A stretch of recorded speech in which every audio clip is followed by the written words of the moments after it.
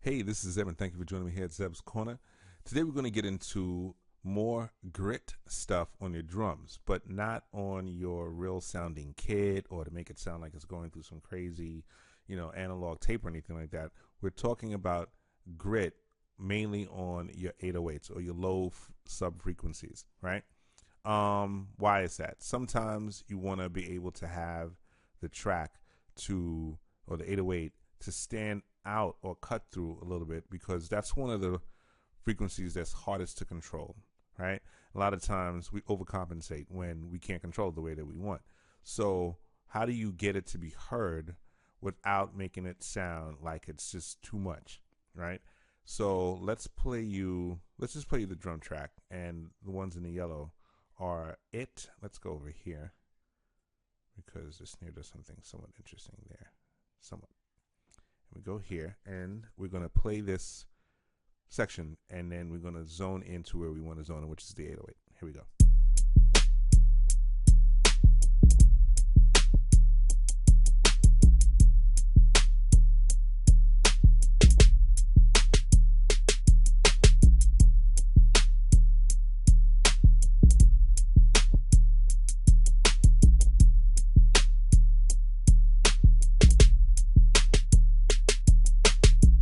Okay, pretty decent, right? Okay, nothing crazy, nothing super fancy. But you may not really hear the difference because you're not sure what's in it now, right? Let's take this off. Right now I have this scream distortion. This is one of my go-to things for distortion, of course, when I'm in Reason. And I'm really just going over with the overdrive. And I didn't try the distortion, but just out of curiosity, I just want to see how that sounds. It's not bad either.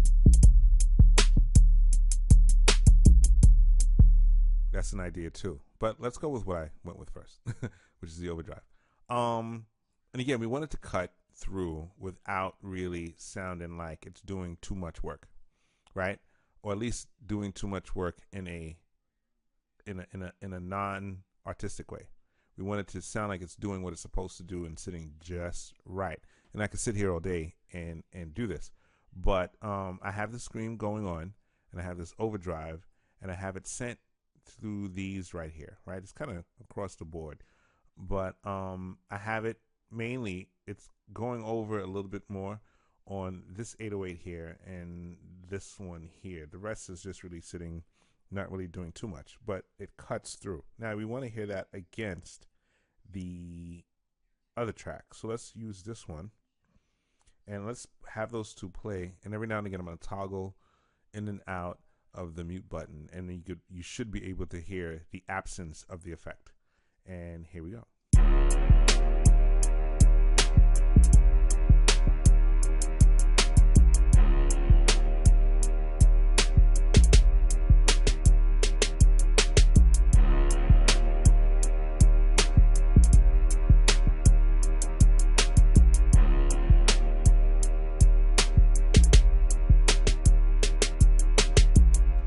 You should have been able to have heard the absence of the effect gone. And that's why I use this scream or some form of distortion type of sound to have the kick stand out. And mainly for the 808, not much anything else. Let's go back down here for a hot second and take that off and just play the 808 by itself.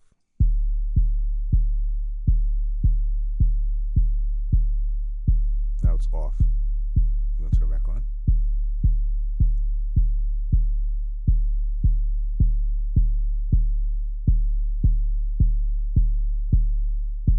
And off.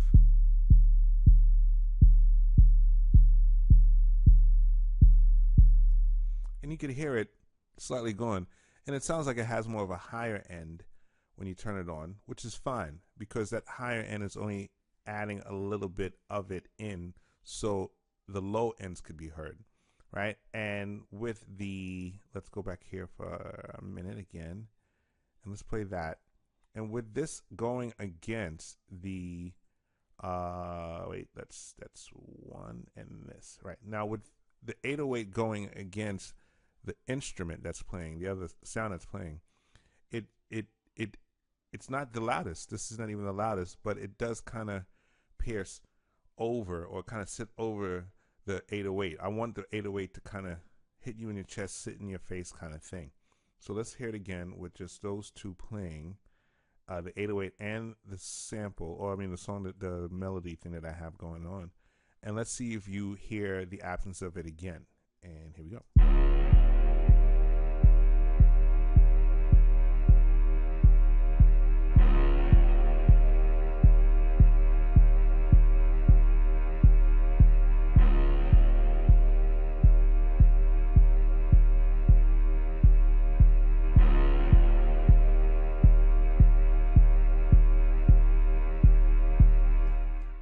And of course, the absence is gone. But we don't want to really OD again. So let's try to turn this up a little bit more, just so we could hear it. And just those two. Turn up a little bit more.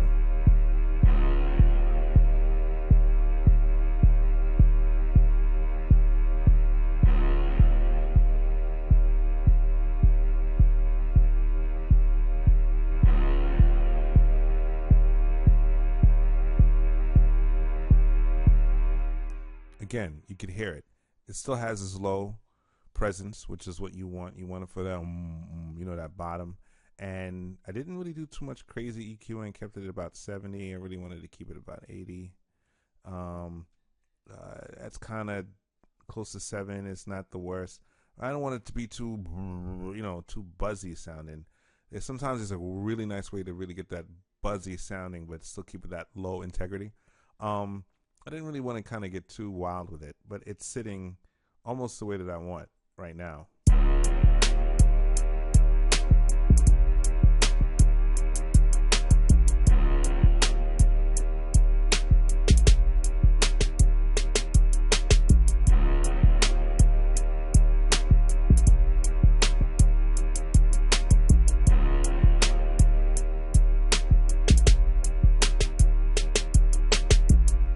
Again, it's totally gone when you take it off. And sorry, I just keep playing it and acting like I should have told you guys I was about to play before I started playing it. But without it, I think I'd do what some people might have done and reach for something, turn this all the way back up, probably went for another a plug-in and or effect and try to make it louder, but then I would have been doing too much.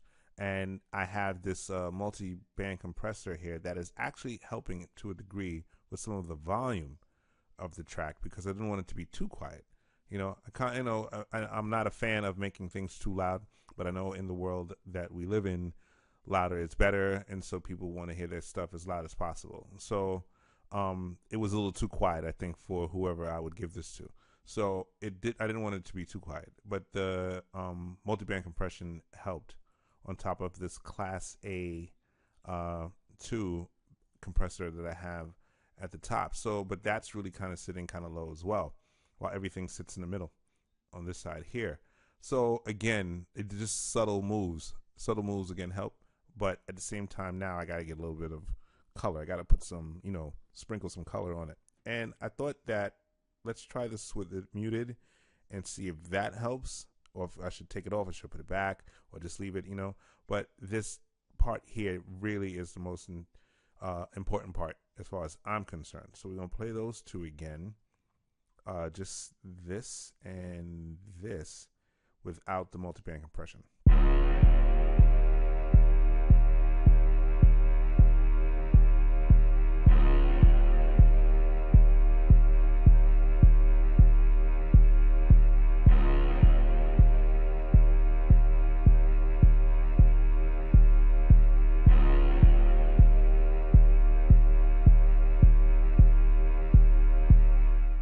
Right, it sits fine. I'm gonna leave it, of course, but definitely don't want to take this off. Definitely don't want to take that off. So again, for my entertainment pleasure, I'm gonna play it without it on, and I might even pre-fade it. Let's take a listen.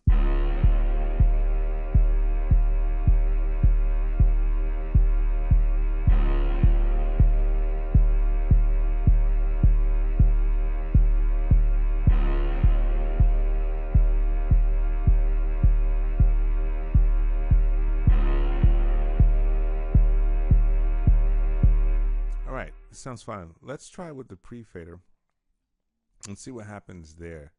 I do have this off, but that's not a grand deal. It is and it isn't, but let's try that with the pre-fader.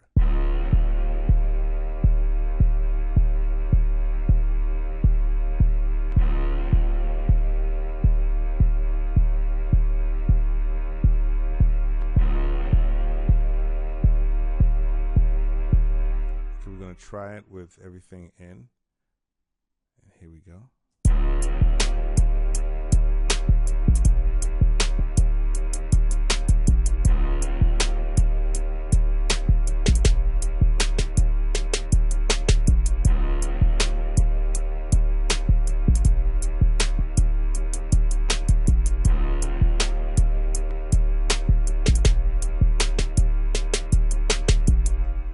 I'm going to leave it with the pre-fader. And in case you do not know what a pre-fader is, a pre-fader is when you turn that particular thing on in most DAWs, it's always the effect that leads first. Some do things slightly different, but it's mainly the same definition. It leads first before any other effect. And so this is coming first. And also, when you turn it back, or there's a certain amount of some pre-faders act as when you turn it down, no matter how low you turn it down, it's still the first effect that you hear. Definitely is one of the things that happens in Pro Tools for sure. Didn't really play with the pre-fader too much in Studio One, but I'm almost certain it does the same thing there. Anyway, that was just mainly my quick tip. If you want your 808s to pop a little bit more, cutting some highs into your EQ can help, even though I did not do that here. It can help, but also some form of distortion or some form of grit or some form of harmonics.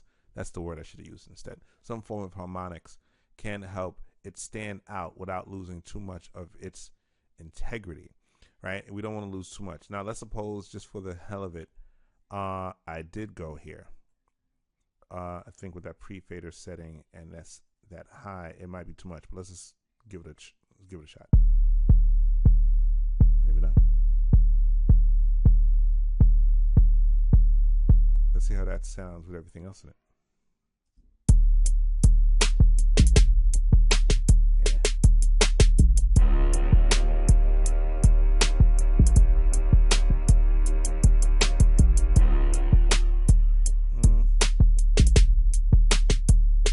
Interesting. I won't say it's the worst, but it's interesting. I have some playing around to do with that. But for now, I'm going to play it safe with this. But that was interesting. I will not lie. And as you can see here in this setting, I have tons of options to choose from if I wanted to choose something else. The overdrive actually pretty worked subtly in the way that I wanted. I wanted to do it subtle. But that, distortion wasn't the worst, but it was interesting. But anyway, that's the tip I wanted to give you guys. 808s with some harmonics may help the 808 stick out. And I think one of the things that made me wonder if I should play with that some more was something I heard by, I don't know how old or new it is, but it's a Future song called Wicked. And it had a little bit of glitchiness. And I don't want to think that he's not the inventor of it or he's the only one that uses it.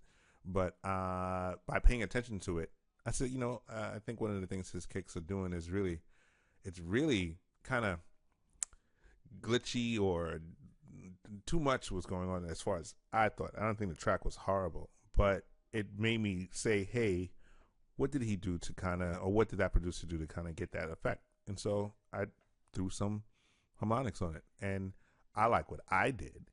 Maybe you guys don't like it, but it's something that you guys could try, whatever you're using, FL Studio, whatever you're using. Give it a try and see if it works for you guys. It gives a little bit of difference of a character to your 808 instead of sometimes finding sounds of those that have that already in it. Create your own. Anyway, that's it. Thank you for joining me here at Zeb's Corner. And again, come again. GPM.